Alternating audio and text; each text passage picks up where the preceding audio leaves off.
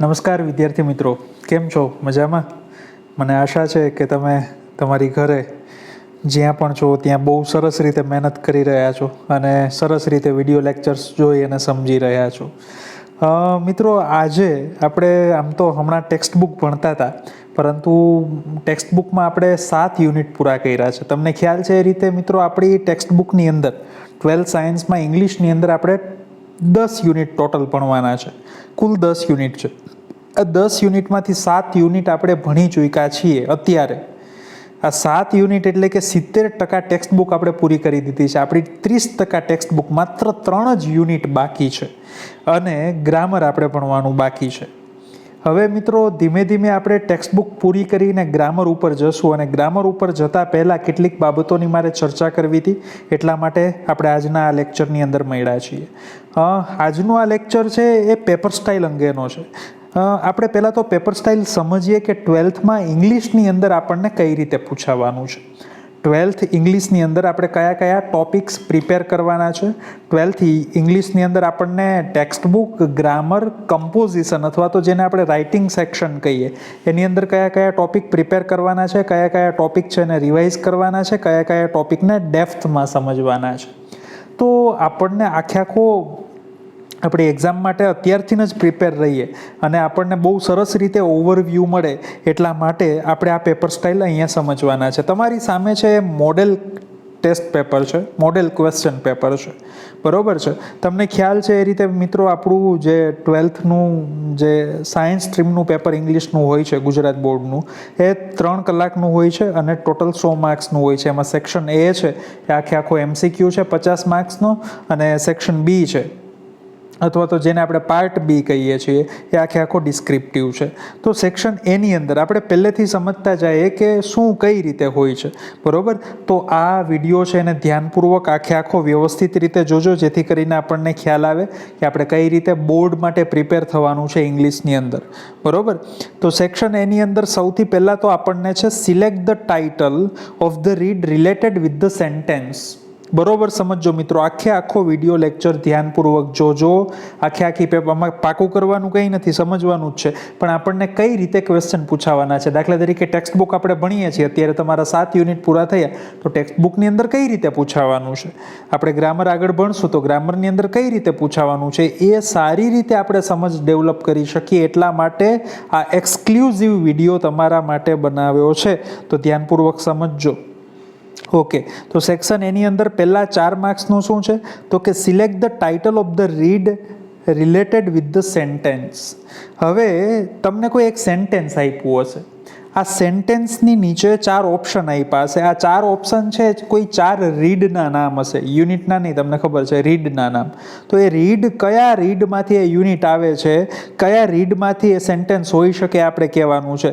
દાખલા તરીકે હું 1-2 જ એક્ઝામ્પલ લઉં છું. પહેલું લખ્યું છે, you can not love someone until you remove hatred from your heart. તમે તમારા હૃદયમાંથી હેટ્રેડ, ધિક્કારને દૂર ન કરો ત્યાં સુધી તમે બીજા કોઈને પ્રેમ ન કરી શકો. Option A adjustment, option B unforgettable Walt Disney, option C manage your stress, અને ચોથું option D can you install love. તો તમને ખબર છે, ખબર હોવી જ જોઈએ, ન હોવી જોઈએ એવું ચાલે જ નહીં. ન ખબર હોય તો પાછા બધા યુનિટ્સના લેક્ચર્સ જોઈ જજો. ઓપ્શન ડી સાચો જવાબ છે, કેન યુ ઇન્સ્ટોલ લવ, બરોબર છે. તો શું છે, તો કે પહેલી કોઈ એક વાક્ય આપેલું હશે, એ વાક્ય કયા યુનિટમાંથી આવ્યું, જે વાક્ય આપેલું છે એ વાક્ય કયા યુનિટમાંથી આવ્યું અથવા તો કયા યુનિટને રિલેટેડ છે, એ રીડનું આપણે નામ કહેવાનું છે, બરોબર. આ કેટલા માર્ક્સનું છે? 4 માર્ક્સનું. કેમાંથી? ટેક્સ્ટ બુકમાંથી. સાવ એટલે સાવ મિત્રો, ઇંગ્લિશનું પેપર એટલે સાવ લોલીપોપ, એમાં ક્યાંય કંઈ અઘરું છે જ નહીં. આનાથી સરળ દુનિયામાં કંઈ છે જ નહીં. આનાથી સરળ વસ્તુ દુનિયામાં કોઈ નથી, યાદ રાખજો. આખા પેપરથી સરળ. તો એ 4 માર્ક્સનું છે. પછી આગળ કીધું છે આપણને select the most appropriate answers. સૌથી યોગ્ય વિકલ્પની પસંદગી કરવાની છે. આ પણ આપણને યુનિટમાંથી આપેલું હશે. આની અંદર આપણને રીડનું નામ કહેવાનું છે, પરંતુ આ યુનિટમાંથી આપણને MCQ આપેલા હશે, બરોબર છે. હજી આગળ હું વાત કરું છું કે યુનિટના MCQ શેમાંથી પ્રિપેર કરવાના, એ હું આગળ વાત કરું છું. દાખલા તરીકે પહેલું ઓપ્શન છે કે how can one get update the software love. કોઈ પણ વ્યક્તિ છે કઈ રીતે લવ પ્રેમ નામનો સોફ્ટવેર અપડેટ કરી શકે? By reinstalling love, by calling representative, by connecting to other hearts અને બાય ઇન્વોકિંગ ફોરગિવનેસ. તો તમને ખબર હોવી જોઈએ કે ઓપ્શન સી છે એ સાચો જવાબ છે. બરોબર છે? ઓકે, તો આ રીતે ટેક્સ્ટ બુકમાંથી છે. એના પછી છે read the stanza and answer the questions by selecting the most appropriate option. તમારે સ્ટાન્ઝા વાંચવાનો છે, પોએમ્સ. જેટલી પણ આપણે 10 યુનિટમાંથી જેટલી પણ રીડની અંદર પોએમ છે એ પોએમ આધારિત છે. કેટલા માર્ક્સનું હશે? 3 માર્ક્સનું હશે. બરોબર છે?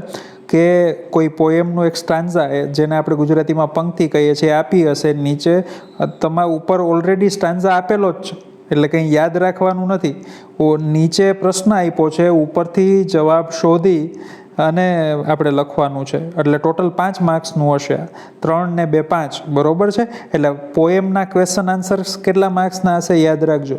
પોએમના ક્વેશ્ચન આન્સર્સ છે 5 માર્ક્સના હશે. પછી 3 અને 2 પૂછે કે 2 અને 3 પૂછે કે જે પણ 5 માર્ક્સનું એ પૂછાશે. એના પછી આપણને કીધું છે read the passage and answer the question selecting the most appropriate options. આપણે શું કરવાનું છે? પેસેજ વાંચવાનો છે. એક પેરેગ્રાફ આપ્યો હશે, એ પેરેગ્રાફ વાંચવાનો છે અને એ પેરેગ્રાફ વાંચી અને આપણે પ્રશ્નના જવાબ આપવાના છે. શું કરવાનું છે? પેરેગ્રાફ વાંચી અને પ્રશ્નના જવાબ આપવાના છે. અને આ પેરેગ્રાફ છે એ સપ્લિમેન્ટરી રીડરમાંથી હશે, સપ્લિમેન્ટરી યુનિટમાંથી. પાછું હું કહું છું કે એમાં ઓલરેડી ઉપર પેરેગ્રાફ આપેલો જ છે, આપણે કંઈ યાદ રાખવાનું નથી. ઉપર પેરેગ્રાફ છે, નીચે ક્વેશ્ચન આન્સર છે. બરોબર? સપ્લિમેન્ટરીમાંથી આ રીતે પેરેગ્રાફના ક્વેશ્ચન આન્સર છે એ ટોટલ કેટલા માર્ક્સના પૂછાવાના છે? 5 માર્ક્સના પૂછાવાના છે. તો 18 સુધીના એ છે. પછી કે છે select the most appropriate word to fill in the blanks. યોગ્ય શબ્દનો ઉપયોગ કરવાનો છે ખાલી જગ્યા પૂરવા માટે. વોકેબ્યુલરીને લગતી, શબ્દ ભંડોળને લગતી ખાલી જગ્યા છે. એટલા માટે જ હું કહું છું કે દરેકે દરેક આપણે જ્યારે પણ યુનિટ ભણીએ ત્યારે હું ફરી વાર ગ્લોસરીને વ્યવસ્થિત રીતે સમજાવું છું.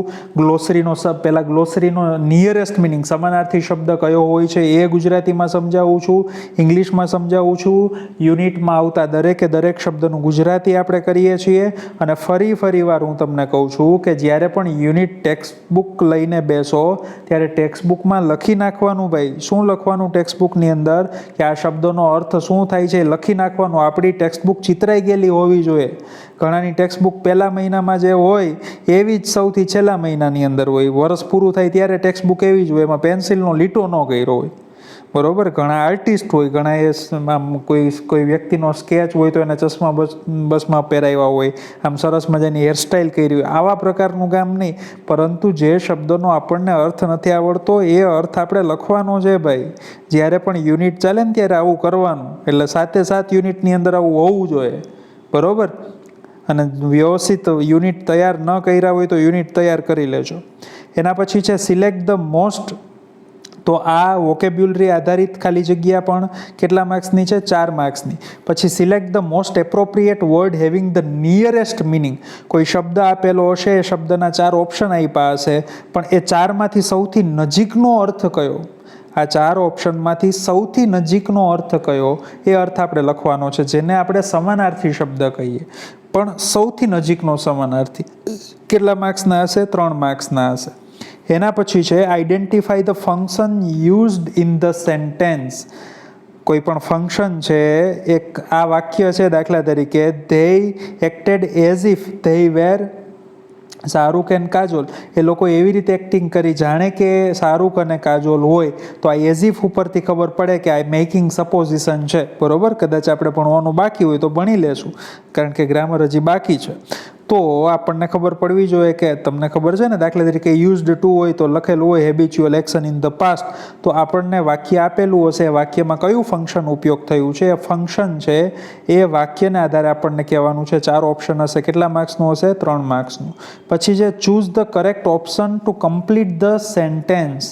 આપણને અડધું વાક્ય આપેલું હશે અને અડધું વાક્ય આપણે પૂરું કરવાનું છે. કેનો ઉપયોગ કરીને? તો કે કાઉન્સમાં જે ફંક્શન આપ્યું છે એનો ઉપયોગ કરીને. કેટલા માર્ક્સનું હશે?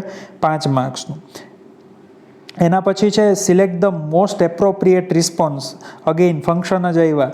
તો આપણે દાખલા તરીકે પહેલું છે વેન ડીડ થીફ રન અવે, ચોર ક્યારે ભાગી ગયો, શોવિંગ ટાઈમ તો સમય દર્શાવતું સાચું ફંક્શન કયું, તો એનો ઉપયોગ આપણે કરવાનો છે. અગેઇન ફંક્શન રિસ્પોન્સમાં આખું વાક્ય સિલેક્ટ કરવાનું હોય છે. કેટલા માર્ક્સનું છે?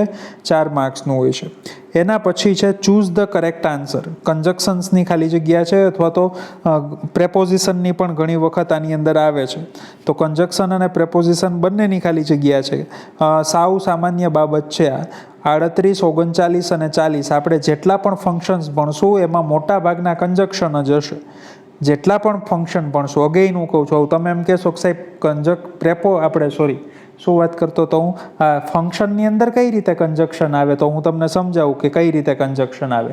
દાખલા તરીકે આપણે એમ કહીએ કે શોવિંગ ટાઈમ, તો સમય દર્શાવવા માટે when, while, till, until, as soon as, no sooner than, hardly when, scarcely when, તો આ બધા કન્જક્શન થયા કે ન થયા? દાખલા તરીકે હું એમ કહું શોવિંગ કોન્ટ્રાસ્ટ, તો though, although, even if, however, as, in spite of, despite, તો આ બધા કન્જક્શન થયા કે ન થયા? તો કન્જક્શન થયા. દાખલા તરીકે શોવિંગ આપણે એમ કહીએ કે પ્લેસ માટેના, તો પ્લેસ માટેના તમને ખબર છે વેર, વેરએવર, તો કન્જક્શન થયા કે ન થયા? તો કે કન્જક્શન થયા. તો જેટલા પણ ફંક્શન્સમાં જે કન્જક્શન યુઝ થાય છે એ બધા. ઓકે, પછી આગળ છે select the correct arrangement to make a meaningful sentence. આપણને એક વાક્ય આપેલું હશે. એ વાક્ય કેવું હશે? તો કે આડાઅવળું વાક્ય હશે. તો એ આડાઅવળા વાક્યને આપણે યોગ્ય ક્રમમાં ગોઠવવાનું છે. બરોબર છે? કેટલા માર્ક્સનું છે? 3 માર્ક્સનું. એના પછી છે select the correct question two gate underline word or phrase as answer. તો આપણને કોઈ વાક્ય આપેલું હશે, એ વાક્યના અમુક ફ્રેઝની નીચે, ફ્રેઝ એટલે શબ્દ સમૂહ, કે કોઈ શબ્દની નીચે અથવા તો શબ્દ સમૂહની નીચે અંડરલાઇન આપેલી હશે. તો એ અંડરલાઇન કરેલો શબ્દ છે એ જવાબ તરીકે આવે એ પ્રકારનો પ્રશ્ન છે આપણે WH ક્વેશ્ચનની મદદથી બનાવવાનો છે. અગેઇન આ વસ્તુ નવી નથી, શીખી ગયા છીએ આપણે. કેટલા માર્ક્સનું હશે? 3 માર્ક્સનું હશે. એના પછી છે સિલેક્ટ ધ કરેક્ટ સેન્ટેન્સ. સાચું વાક્ય છે એ આપણે પસંદ કરવાનું છે. આપણે જેટલા પણ ટોપિક્સ ભણીએ, દાખલા તરીકે એડિટિંગ ભણીએ અથવા તો આપણે એમ કહીએ કે ફંક્શન્સ ભણીએ, આ બધાની અંદર આ બાબત આવી જાય છે. આ બહુ એક આમ જોઈએ તો વિશાળ ટોપિક છે અને એક જોઈએ તો બધા ટોપિકનો એક ભાગ છે. બરોબર? તો વાક્ય આપ્યું હોય તો એમાં જોવાનું કે આ વાક્ય સાચું છે કે ખોટું છે. જે વાક્ય સાચું હોય એ વાક્યને પસંદ કરવાનું છે. 4 માર્ક્સનો ટોપિક છે અને આપણે એડિટિંગ કહીએ છીએ. બરોબર છે? ફંક્શન્સની અંદર જ આ ટોપિક કવર થાય છે. ફંક્શનના જ મોટાભાગના જે લેંગ્વેજ ફંક્શન્સ છે એનો જ ઉપયોગ થયેલો આની અંદર હશે. દાખલા તરીકે હું એક્ઝામ્પલ તરીકે તમને સમજાવું. પેલું વાક્ય છે this is as better product of this company. તો તમને ખબર પડતી હશે કે આપણે comparing people, place or thing in relation to something, મતલબ કે ડિગ્રી નામનો એક ટોપિક છે. બરોબર? તો ડિગ્રીની અંદર તમને ખબર હોવી જોઈએ એઝ વિશેષણ એઝ હોય તો એ પોઝિટિવ ડિગ્રી હોય, પછી ER હોય અને ધેન હોય તો કમ્પેરેટિવ ડિગ્રી હોય, અને સુપરલેટિવ ડિગ્રી હોય તો આગળ શું આવે? ધ, અને પાછળ શું આવે? EST. તો એઝ બેટર, તો આ તમને ખબર પડવી જોઈએ કે એઝ પછી બેટર ન આવે, કારણ કે બેટર આવ્યું છે તો આ કમ્પેરેટિવ એ થઈને પોઝિટિવ એ થઈ, મતલબ કે બેયના ખોટા વાક્ય થયા, તો પેલું વાક્ય ન આવે. બીજું વાક્ય જો this is better product of this company.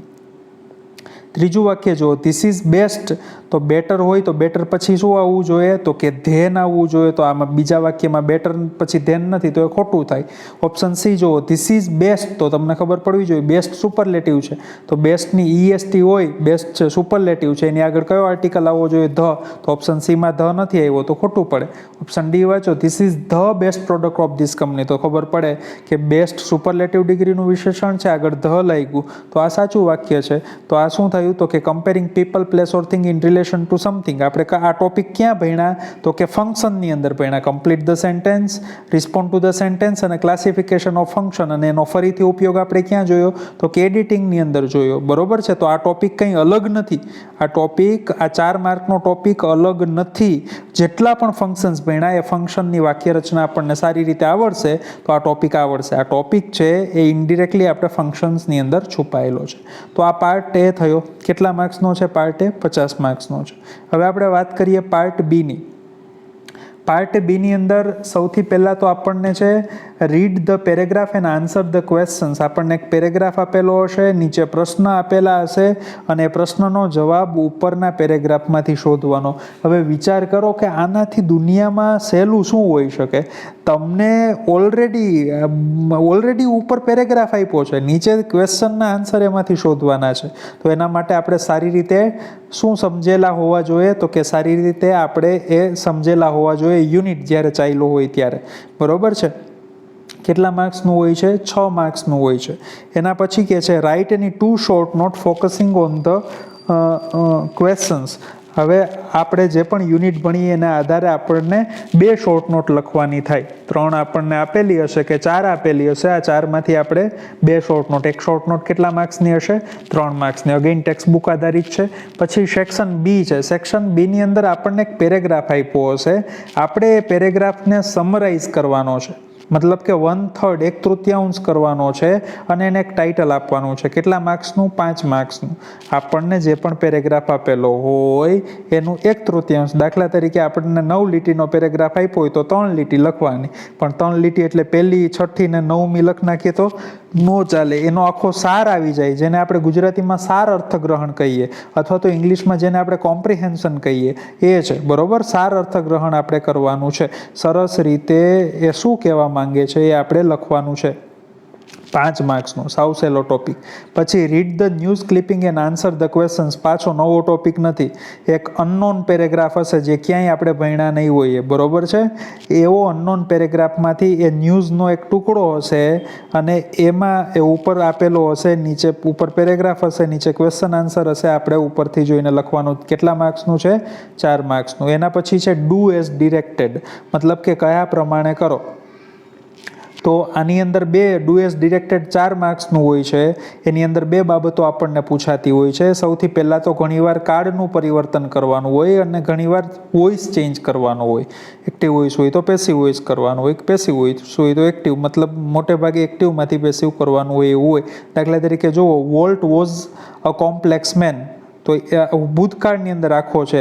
તો સ્ટાર્ટ લાઈક ધીસમાં જો શું લખ્યું છે? Walt is a complex man. તો આપણે વર્તમાન કાળનો, તો આના માટે આપણને ટેન્સ આવડતા હોવા જોઈએ ને વોઇસ આવડતા હોવા જોઈએ. ઓપ્શન પછી સેક્શન સી છે. સેક્શન સીની અંદર આપણને શું પૂછવાના છે? તો કે ઘણી બધી બાબતો છે. એમાં સૌથી પહેલાં તો ઇનડિરેક્ટ સ્પીચ પૂછવાના છે. કેટલા માર્કની છે ઇનડિરેક્ટ સ્પીચ? 4 માર્ક્સની છે. એના પછી ઇન્ફોર્મેશન ટ્રાન્સફર પૂછાશે, મતલબ કે કોઈ ટેબલ આપેલું હશે, કોઈ ચાર્ટ આપેલો હશે, કોઈ ચિત્ર આપેલું હશે, એને આપણે 80 શબ્દોમાં લખવાનું છે. એના પછી આપણને શું પૂછવાના છે? Speech writing. અને સ્પીચ રાઇટિંગના અથવામાં એપ્લિકેશન રાઇટિંગ. સ્પીચ રાઇટિંગ એટલે શું? તમને કોઈ ટોપિક આપ્યો હોય, દાખલા તરીકે આ ટોપિક છે, આ ટોપિક ઉપર તમારે 100 શબ્દોમાં બોલવાનું છે, એટલે એક્ઝામમાં બોલવાનું નથી, લખવાનું છે. તો આ સ્પીચ રાઇટિંગ કહેવાય. 5 માર્ક્સનું. સ્પીચ રાઇટિંગના અથવામાં શું આવશે? તો કે એપ્લિકેશન રાઇટિંગ. એપ્લિકેશન રાઇટિંગ કઈ રીતે લખવી આપણે સમજશું. સેક્શન ડી એસે રાઇટિંગ, અથવા તો જેને આપણે પેરેગ્રાફ રાઇટિંગ કહીએ છીએ, 150 શબ્દોમાં 7 માર્ક્સ માટે. અને સૌથી છેલ્લે ઈમેઇલ અને ઈમેઇલ અથવા તો રિપોર્ટ. કેટલા માર્ક્સ? 5 માર્ક્સ. તો આ પ્રકારની આપણી પેપર સ્ટાઇલ છે. હવે સૌથી અગત્યની બાબતો. હવે કઈ રીતે આપણે આગળ વધશું એની વાત કરવી છે મારે. હવે કઈ રીતે આપણે આગળ વધશું? તો કે આપણે 10માંથી 7 યુનિટ કરી ચૂક્યા છીએ. બાકીના 3 યુનિટ છે એ પણ થઈ જશે. બરોબર છે. હવે સૌથી અગત્યની બાબત કાન ખોલીને સાંભળી લ્યો ભાઈ. કાન ખોલીને સાંભળી લ્યો. આપણે એક નવી ફેરબુક ગ્રામર માટેની બનાવવાની છે. આપણે એક નવી ગ્રામર માટેની ફેરબુક બનાવવાની છે. 11માની હતી એ નહીં. 11માની હતી એ નહીં. એ ભલે રહી તમારી પાસે. 12માની એક નવી ગ્રામર માટેની બનાવવાની છે. એમાં માત્ર ને માત્ર ગ્રામરના ટોપિક્સ જ લખવાના છે. એમાં ટેક્સ્ટ બુકનું પણ કાંઈ નથી લખવાનું અને એની અંદર કમ્પોઝિશનનું પણ કાંઈ નથી લખવાનું. માત્ર ગ્રામરના ટોપિક્સ લખવાના છે. હવે બીજી એક બાબત કે ગ્રામરની અંદર આપણે અડધો સિલેબસ છે એ 11thમાં જે ભણ્યા છીએ એ જ છે અને એ સિવાયનો અડધો છે એ નવો છે. અડધું આપણે જે 11thમાં ભણ્યા છીએ એ જ છે, એ પાછું ભણવાનું છે. એ પાછું ભણવાનું છે. દાખલા તરીકે ફંક્શન્સ 11th હતા એ પાછા 12th એ પૂછાશે અને એ સિવાયના બીજા 10 નવા પૂછાશે. એટલે આપણે ટોટલ 20-25 ફંક્શન કરવાના છે. એમાં જે જૂના છે એ કરવાના ને એ સિવાયના નવાઈ કરવાના. પણ એના માટે જૂના તો પહેલાં આવડતા હોવા જોઈએ ને, બરોબર છે. પછી દાખલા તરીકે જુઓ, આની અંદર જુઓ કેટલું રિવાઇઝ થયું છે. દાખલા તરીકે બીજું હું તમને કહું કે આ ડુ એઝ ડિરેક્ટેડ છે તો એના માટે ટેન્સ તૈયાર કરવાના છે, પેસિવ વોઇસ તૈયાર કરવાના છે. તો ગયા વર્ષે ભણ્યા, આ વર્ષે ભણવાનું છે. ટોપિક કંઈ ચેન્જ નથી થવાનો, એ જ છે. પછી ઇનડિરેક્ટ સ્પીચ છે તો ગયા વર્ષે ભણ્યા, આ વર્ષે ભણવાનું છે. પછી દાખલા તરીકે આપણે શું કહીએ છીએ, ઇન્ફોર્મેશન ટ્રાન્સફર છે, પછી ઈમેઇલ રાઇટિંગ છે, અથવા તો આપણે એમ કહીએ કે રિપોર્ટ રાઇટિંગ છે. તો આ બધા ટોપિક ગયા વર્ષે ભણ્યા હતા ને આ વર્ષે પણ ભણવાના છે. અને ગયા વર્ષે ભણ્યા એ ફરીથી આ વર્ષે ભણવાના છે. એટલે અગેઇન હું કહું છું કે હવેથી ધીમે ધીમે આપણે ગ્રામરના વિડીયોઝ શરૂ કરીએ છીએ. અને આ ગ્રામરના વિડીયોઝ શરૂ કરીએ એની અંદર પહેલાં 11th જે આપણે ભણી ગયા એ બધા ટોપિક લેશું અને એ ટોપિક પૂરા થઈ જાય પછી 12th ટોપિક લેશું. એટલે પાછા ફરીથી એક 12th માટેની ફેર બુક અથવા તો ફેર કોપી બનાવવાની છે. એની અંદર જે પણ ટોપિક્સ પાછા વિડીયો આવે એ પાછા વ્યવસ્થિત રીતે એ ટોપિક લખવાના છે. ફેર બુકની અંદર પાછા લખવાના. દાખલા તરીકે કોઈ ફંક્શન આપણે પાછું ભણવાનું ચાલુ કરીએ, habitual action in the past, તો નંબર આપવાનો, ફંક્શન્સ એવું ટાઇટલ આપવાનું, number 1 habitual action in the past. અને આખું જે રીતે વિડીયોમાં બોયલો હોઉં છું, લખ્યું હોય છે એ લખવાનું. ટેન્સ ભણીએ તો ટેન્સ ફરીથી લખવાના. રિપોર્ટેડ સ્પીચ કરીએ તો રિપોર્ટેડ સ્પીચમાં જે કર્યું છે એ બધું લખવાનું. ફરીથી ગ્રામર બધું લખવાનું થશે. ફેર બુકમાં ગ્રામર બધું લખવાનું થશે. જૂની 11th ભલે રહી, પાછું નવું 12th 11th રિવાઇઝ કર્યું હોય તો એ પણ ફરીથી આપણે નવામાં બધું લખવાનું છે જે હવે લેક્ચર આવે, બરોબર. એટલે આ બાબતે ક્લિયર થઈ જજો. બીજી બાબત કે ટેક્સ્ટ બુક કઈ રીતે તૈયાર કરવી અને ગ્રામર કઈ લેવી અને ક્યારે લેવી. તો ટેક્સ્ટ બુક તૈયાર કરવા માટેની 2 રીત છે. એક તો વિડીયો સારી રીતે જોઈ લેવો. હજી તમે ન જોયા હોય તો વિડીયો સારી રીતે એક પછી એક યુનિટનો જોઈ લેજો. બધા ઇન્ટરેસ્ટિંગ વિડીયો છે, એકદમ સરળ ભાષામાં મેં સમજાવ્યા છે, સમજાઈ જાય એવા જ છે. એટલે ફરી વાર જોઈ લેવાના. કોઈ પણ શબ્દનો અર્થ ન સમજાય તો વિડીયો પોઝ કરી અને ત્યાં એનો અર્થ લખી લેવાનો. આ બાબત ખાસ કરવાની છે. બીજી બાબત હું તમને કહું કે જ્યારે તમારે ગ્રામર લેવાની થાય, કઈ ગ્રામર લેવાની થશે? માર્વેલ. હજી લેવાને વાર છે. નવી એડિશન આવશે ત્યારે હું કહીશ. હજી લેવાને વાર છે. હજી ન લેતા, મારી સૂચના ફરીવાર ન મળે ત્યાં સુધી લેતા નહીં. કઈ લેવાની છે હું કહી દઉં છું, માર્વેલ. પણ હું જ્યાં સુધી ન કહું ત્યાં સુધી ગ્રામર ન લેતા, બરોબર. આ બાબતે પૂછપરછ પણ ન થાય. અને પાછું હું કહું છું કે હું કહીશ તમને માર્વેલ લેવાની છે, પણ ક્યારે લેવાની છે? જ્યારે નવી એડિશન આવશે ત્યારે હું કહીશ કે ક્યારે નવી એડિશન આવશે. ત્યાં સુધી શું કરવાનું છે? યુનિટ તૈયાર કરી જાઓ. જે ગ્રામરના વિડીયોઝ આવે એ ફેરબુકની અંદર લખતા જાઓ અને ગ્રામરના વિડીયો એકદમ એક્ઝેક્ટ સરસ રીતે તૈયાર કરી નાખો, બરોબર છે. અહીંયા સુધી આપણે રાખીએ છીએ. મને લાગે તમારા બધા પ્રશ્નોના જવાબ તમને મળી ગયા હશે. આખી પેપર સ્ટાઇલ છે, ફરી એકવાર તમને જરૂર લાગે તો જોઈ લેજો. અને આની PDF છે આ પેપર સ્ટાઇલની, એ પણ હું મોકલીશ. આ પેપર આપણે ભરવાનું નથી, માત્ર મોડેલ ટેસ્ટ પેપર છે. પેપર સ્ટાઇલ સમજવા માટે મેં આપ્યું છે તમને. Okay, thank you.